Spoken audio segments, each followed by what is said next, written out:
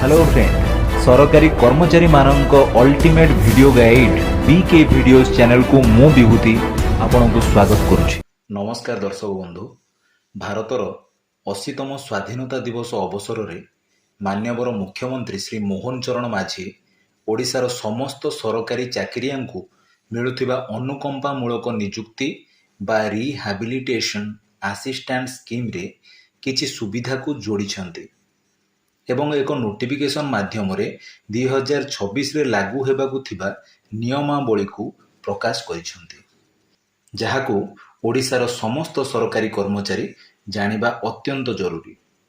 एही वीडियो माध्यम मु आज आपणको अगस्ट 18 तारिख रे प्रकाश पाइथिबा एही नोटिफिकेशन को बुझाइबाकू प्रयास करिछि। जदि आपणको मोर एही प्रयास भल लागे तेबे मोर उत्साह बढ़ाइबा पई वीडियोटी को लाइक माध्यम निजर भल पाइबा देबाकू विशेष अनुरोध। एही रूलटीर नाम Odisha civil services rehabilitation assistance rule 2026 Odisha gazette रे प्रकाश पाइबा दिन ठारू एहा कार्यकारी हेबो ओ एहा 2020 मसीहार रिहाबिलिटेशन असिस्टेंट रूल को प्रतिस्थापित बा सुपरसीड करिछि। पॉइंट नंबर 2 काहाकू मिली परिबो एही अनुकंपामूलक नियुक्ति। मृत सरकारी कर्मचारी परिवारर जड़े योग्य सदस्य को नियुक्ति पाई विचार को नियाजिबो। ए क्षेत्र रे परिवारर सदस्य किए? परिवारर सदस्य भितरे मृतकंक स्त्री, पुओ, आईनगत पोष्यपुत्र, झियो, परिवार सह स्थायी भावे रहुथिबा विधवा झियो, परिवार सह स्थायी भावे रहुथिबा विधवा बोहू उनको परिवारर सदस्य बोली विवेचना कराजिबो। विवाहित झियो मध्य निर्भरशीलता प्रमाण करिपारिले एवं अन्य योग्यता पूरण करिपारिले विचार करा जाई पारे। पॉइंट नंबर 3 चाकरी केउं पदवी रे मिलिबो। 2026 नियमानुसार योग्य परिवार सदस्य को केवल बेस लेवल ग्रुप डी पदवी पाई विचार कराजिबो। ग्रुप डी पदवी रे जेपरी पियन, दफ्तरी इत्यादि पदगुड़िक चाकरी मिल पारिबो। साधारण नियुक्ति प्रक्रिया अनुसरण कराजिबो नाही, किंतु पदवीर शिक्षागत योग्यता और अन्य योग्यता पूरण करिबाकू पड़िबो। विशेष कथा जदि नियुक्तिकर्ता कर्तृपक्ष मने करती जे मृत कर्मचारी पत्नी उक्त पदवी रे काम करिपारिबे तेबे कर्मचारी पत्नी शिक्षागत योग्यता को बाद दिया जाई पारे, किंतु एही नियुक्ति को अधिकार भावे दाबी करा जाई परिबो नाही। पॉइंट नंबर 4 पत्नींकर भूमिका कौन? साधारणतः एही अनुकंपामूलक नियुक्ति पाई प्रथम प्रायोरिटी मृत कर्मचारी पति किंबा पत्नी को दिया जाइछि, किंतु जदि मृतकों जीवन साथी बा स्पाउसुंको बयस मृत्यु तारीख रे 50 वर्षरु अधिक एवं से सरकारी चाकरी करने को अनिच्छुक किंबा मेडिकल बोर्ड द्वारा मेडिकली अनफिट घोषित हुअन्ति तेबे से फॉर्म ए माध्यम रे अन्य योग्य परिवार सदस्यों को बाछि पारिबे। पॉइंट नंबर 5 जदि जीवन साथी नथांती, जदि मृतकंकर केही जीवन साथी नथांती सेपरि क्षेत्र रे परिवार सदस्य माने मिसी निज मध्यरु जणको योग्य सदस्य रूपे बाछि पारिबे। पॉइंट नंबर 6 केउं परिस्थिति रे चाकरी मिलिबो नाही।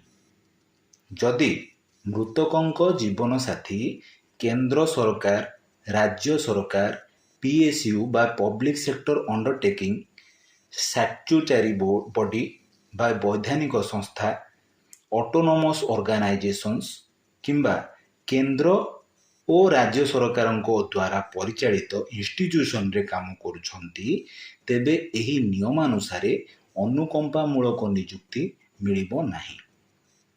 आउ एक भेरी इंपोर्टेंट पॉइंट कौन सी सरकारी कर्मचारी अवसर नेला परे जदि पुनः नियुक्त किंबा चाकरी को बढ़ाई बा एक्सटेंशन ऑफ सर्विस रे थिबा समय रे मृत्युवरण करती तेबे तांको परिवार एही स्कीम अधीन रे योग्य विवेचित हेबे नाही।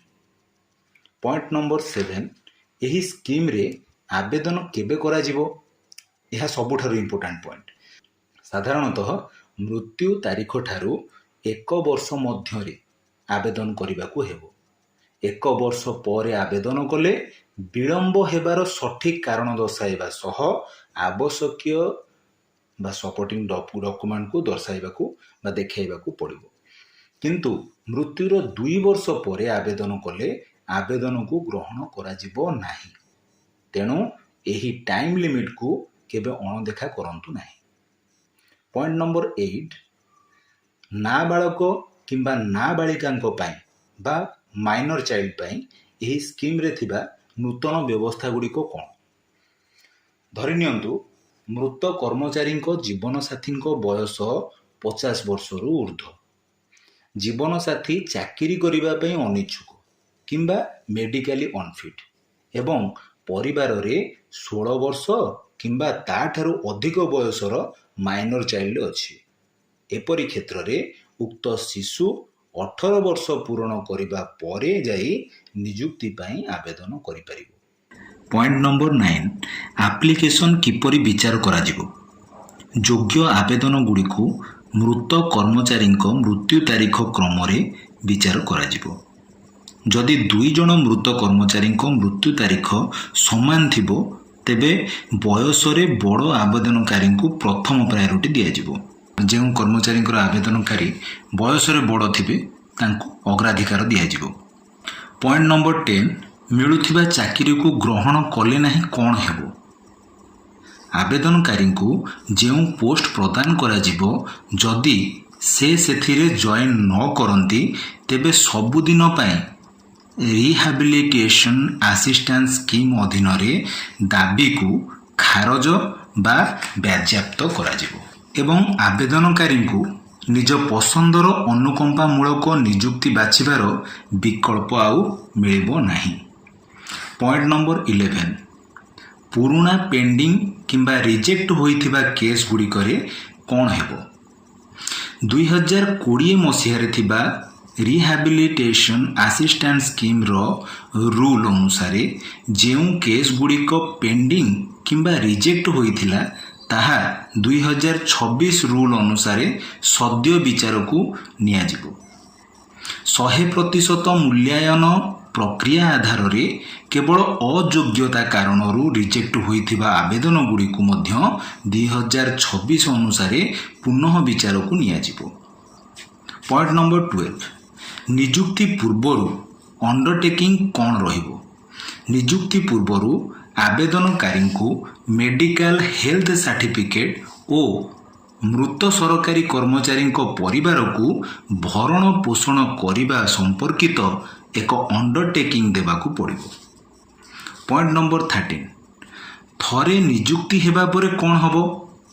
जदि जड़े family member rehabilitation assistant scheme अधीन रे नियुक्ति पाइछंती तेबे परिवार रो अन्य सदस्यों पाई आउ एही स्कीम अधीन रे कौनसी नियुक्ति दाबी करा जाई पारिबो नाही।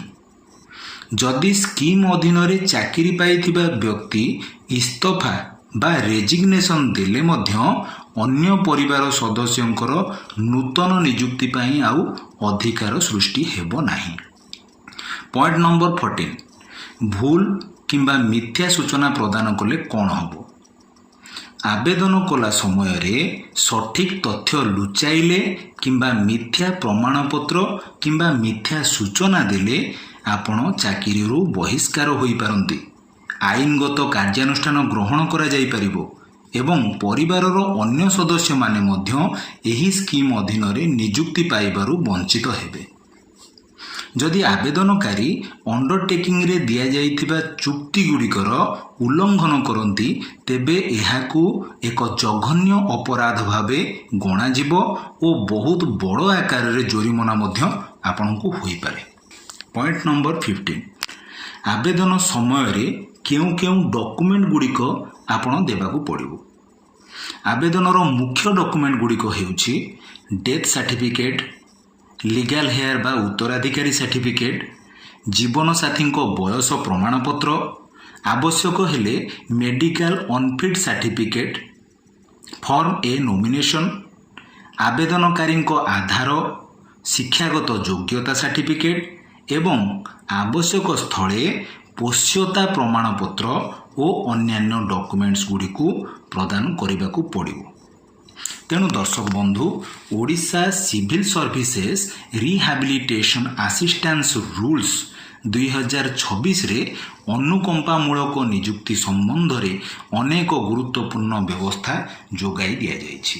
ବିଶେଷ କରି 1 ବର୍ଷର ଆପ୍ଲିକେସନ୍ ପିରିୟଡ଼ ବା ଆବେଦନର ସମୟ, 2 ବର୍ଷ ପରେ ଆବେଦନ ଗ୍ରହଣୀୟ ନ ହେବା, ବିବାହିତ ଝିଅଙ୍କର ଯୋଗ୍ୟତା, 50 ବର୍ଷରୁ ଅଧିକ ଜୀବନସାଥୀଙ୍କ ଉତ୍ତରାଧିକାରୀ ନିର୍ଣ୍ଣୟ, ମାଇନର ଚାଇଲ୍ଡଙ୍କର ଯୋଗ୍ୟତା ଏବଂ 2020 ରୁଲ୍ସର ରିଜେକ୍ଟ କେସ୍ ଗୁଡ଼ିକୁ ପୁନଃ ବିଚାର, ଏହି ପଏଣ୍ଟସ୍ ଗୁଡ଼ିକୁ ନିଶ୍ଚୟ ମନେ ରଖନ୍ତୁ। ଏବଂ ଉପାଦେୟ ଯଦି ଆପଣଙ୍କୁ ଏହି ଭିଡ଼ିଓଟି ଲାଗେ ତେବେ ଆପଣଙ୍କର ସହକର୍ମୀ ଓ ଏହି ସ୍କିମ୍କୁ ଆବଶ୍ୟକ କରୁଥିବା ପରିବାର ସହ ଦୟାକରି ସେୟାର କରନ୍ତୁ। ଧୈର୍ଯ୍ୟର ସହ ଭିଡ଼ିଓଟିକୁ ସମ୍ପୂର୍ଣ୍ଣ ଦେଖିଥିବାରୁ ଆପଣଙ୍କୁ ଅଶେଷ ଅଶେଷ ଧନ୍ୟବାଦ। ରହିଲି, ଦେଖା ହେବ ଆଉ ଏକ ନୂଆ ଅପଡେଟ୍ ସହ। ନମସ୍କାର।